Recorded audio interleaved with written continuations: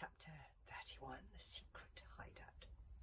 Somewhere not very far away, I don't want to tell you exactly where, because it is Hiccup's secret hideout and it really needs to be kept a secret. The Windwalker was lying in front of a cave surrounded by brambles. He'd been lying there, protecting the entrance for nearly 3 days now, and he was a bedraggled, wet sight indeed, his ears drooping sadly, his sprites all limp and spines. What a sprites, I was thinking you live with the one. Spines all limp and floppy with loneliness as he listened to the sound of the dragon Furious's rage. And then he sniffed the air. He peered upwards, his ears pricked up in sudden apprehension. And so too were jaws, if a semi-visible cloud had descended out of nowhere and slowly turned into a terrifying-looking, heavily armed, 3-headed, deadly shadow dragon. However, Hiccup peered over the side of the deadly shadow's wings and shouted down, "Don't worry, Windwalker, it's only us!" The Windwalker sprang to greet the horror of the deadly shadow descending towards him, flying round and round it in wild, excited joy. So late that night, the little cave, whose whereabouts a shot remained secret, was very full indeed, for even when the shadow camouflaged himself so well he looked invisible, he didn't get any smaller. He was a very large dragon, and once he was inside the cave there was barely room for anyone else. The Windwalker had gone out every single day and caught plenty of fish in the hope that they would return, so that was a joyful and triumphant evening with everyone back together again, recalling the triumphs and the successes of the day. Yes, Stormfly sang Tootles happily. Wodensfang the Desperado and I shot our way out of those amber nets. Pew, pew, pew! With 3 bursts of our super strong flame and so on. Meanwhile, Stormfly flashed her wicked eyes at him and ate off his mackerel. Manners, sniffed the Wodensfang disapprovingly. 10 companions stuffed themselves full of fish that night, ate until they could eat no more. What with the food and the emotion of the day, Hiccup and the others were almost drunk with happiness, fits of laughter about the smallest things. In times of war and deadly peril, these moments of happiness are heightened. They become even more pleasurable, even more precious. And Hiccup was one of the last to fall asleep. And when he woke, then he woke again at the sound of the Dragon Furious demolishing Prison Dark House and turning it to rubble. That woke him, and suddenly all the warmth and the happiness of the evening seemed to disappear. She would be replaced by a cold dread and a thumping of his heart. The others were also exhausted, that they were still fast asleep. But blink, blink, the twin eyes of the Wodensfang opened on Hiccup's chest, and the eyebeams shone comfortably into Hiccup's own eyes. The Wodensfang seemed to guess immediately what Hiccup was thinking. He started chatting to cheer Hiccup up. "You see," said the Wodensfang, "I told you your quest was quite simple. See what can be achieved if your heart is in your quest. You have found your friend, you have found the jewel, even though it has fallen in into Alban's hand for the moment. I'm sure it'll come back to you again."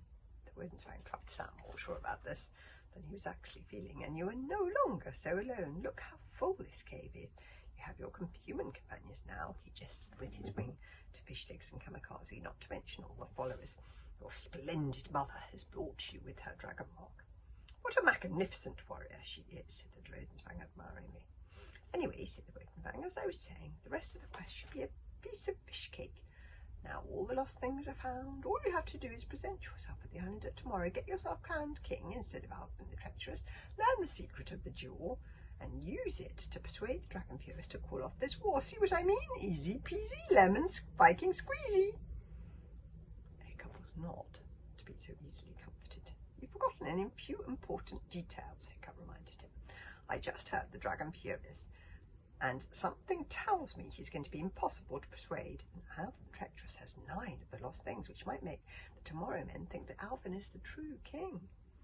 I only have 1, and Alban has the dragon jewel, and we know what kind of man Alban is. He would use the jewel's power to destroy the dragons without even blinking."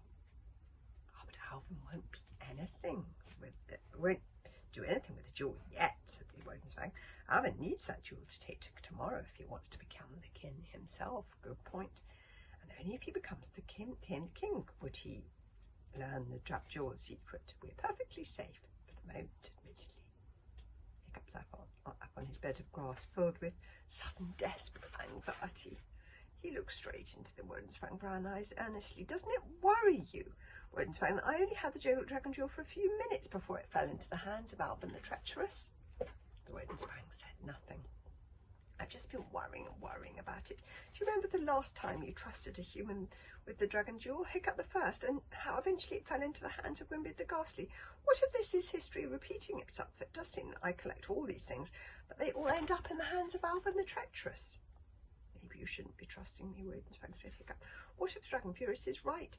He told me that I will be the one who sent the dragons into the final oblivion. Maybe that's because I'm going to collect all the lost things, and then Alvin is going to use them to destroy the dragons."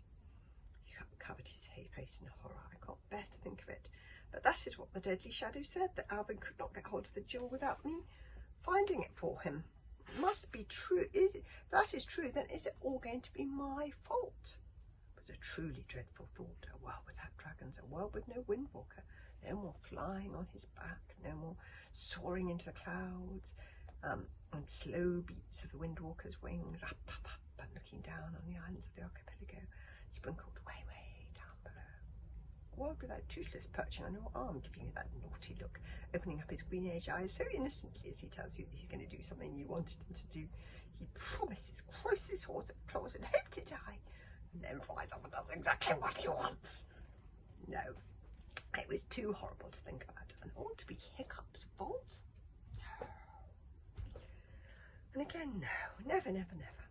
But then again, things can go awry even if you have the best of intentions. "Nonsense and fiddlesticks," replied the Wodensfang. "You're young. Leave these worries to us old creatures. I trust you, Hiccup. Besides, don't forget, Alvin the Treacherous doesn't have all the lost things. You still have one of them, one that you have always been able to hang on to." He pointed with his wing at Toothless.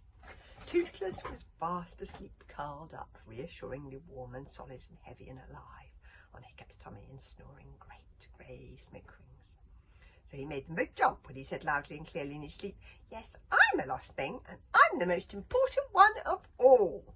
Thank you, Annas." That made both Hiccup and the Wodensfang laugh, and Hiccup fell asleep at last. But it was the Wodensfang who could not sleep now. Eventually he flew to the entrance of the cave and curled into a little wrinkled ball, looking up at the night sky.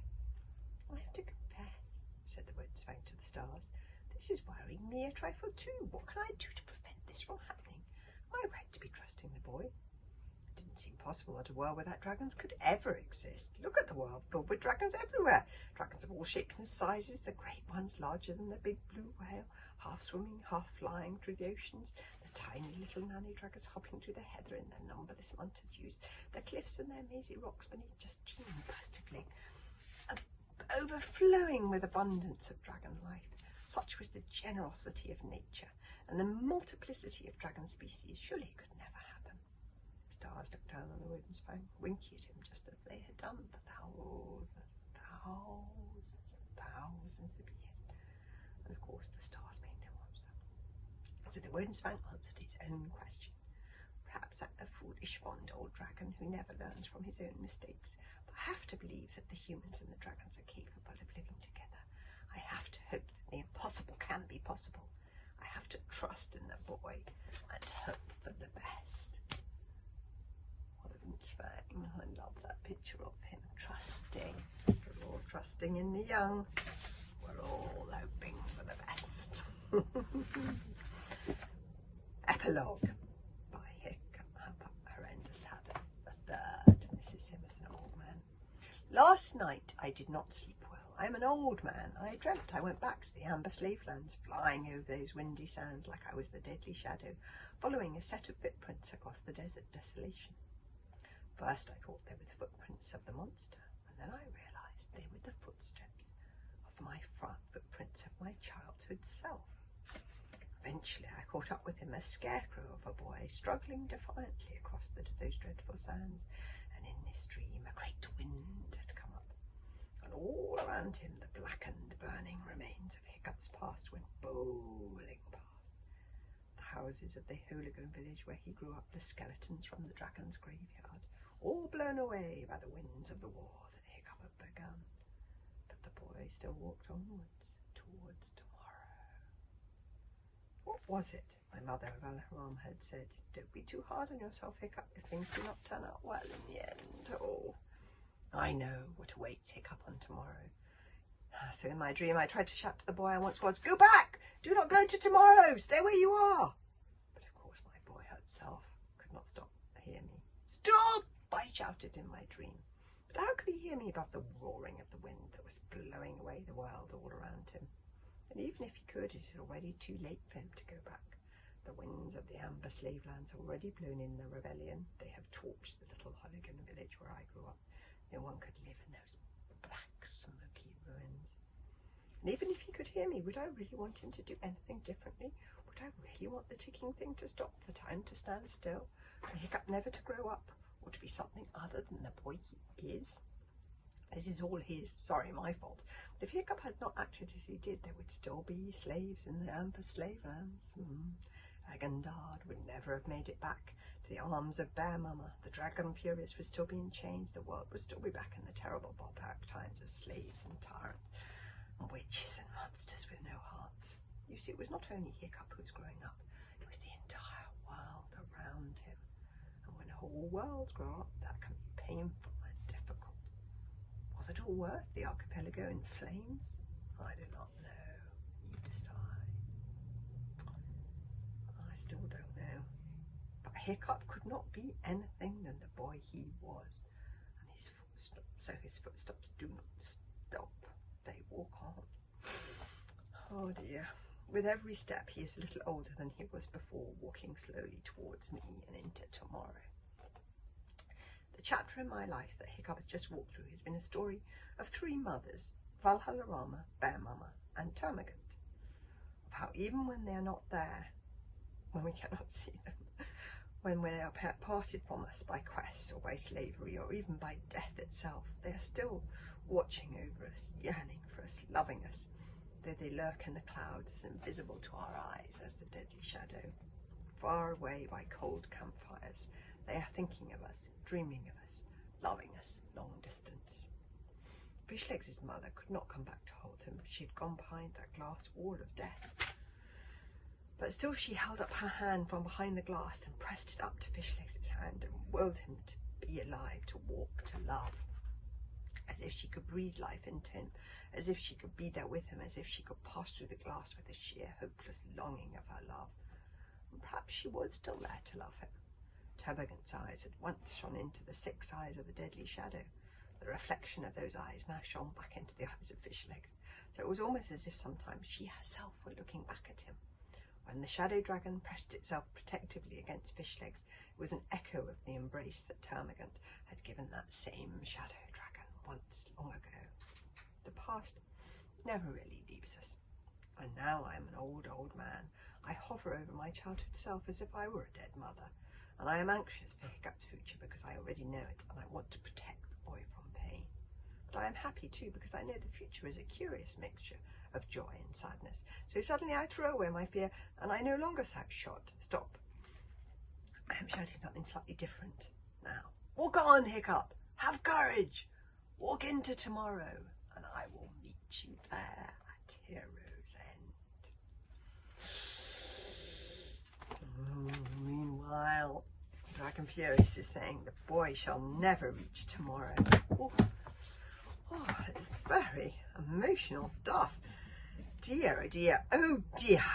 Now things are looking even worse than they were at the end of the last book, and the Dragon Furious has sworn to kill Hiccup himself.